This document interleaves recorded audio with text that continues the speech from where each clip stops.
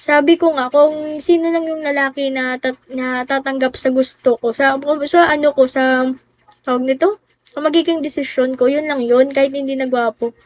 Oh, thank you pa din kahit joke, at least na-notice mo, 'di ba?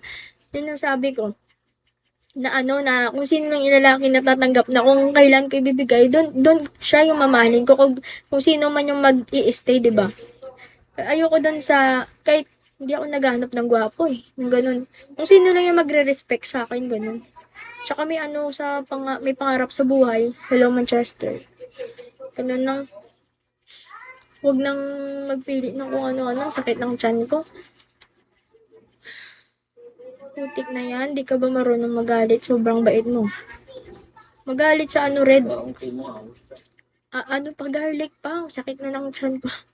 Taga saan ka pala, Red? Hmm.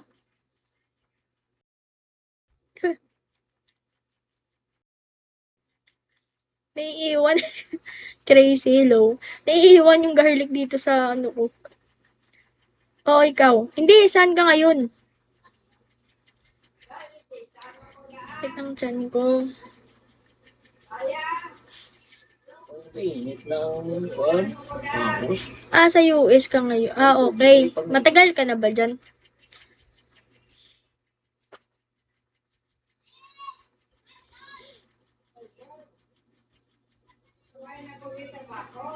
Medyo, ilan na ba anak mo po? Lucas, hello. Sorry sobrang matanong ako. Gusto ko lang kasi kayo makilala. Pero kung ayaw nyo akong tanungin kayo, okay lang naman. Casey Moreno, hello. For talent. Walang problema to walang pilitan. Kung sagutin nyo man o hindi, okay lang.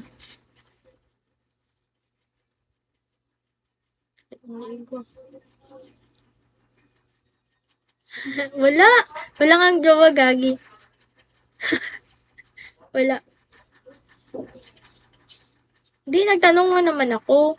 Ilang taon ka na pala? Natawa.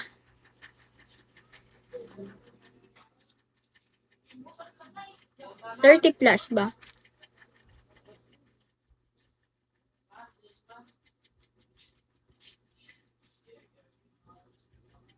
Hindi kasi minsan, 'di ba, yung mga pictures nila nasa kanilang jowa, ganun, 'di ba? Mga ganun yun.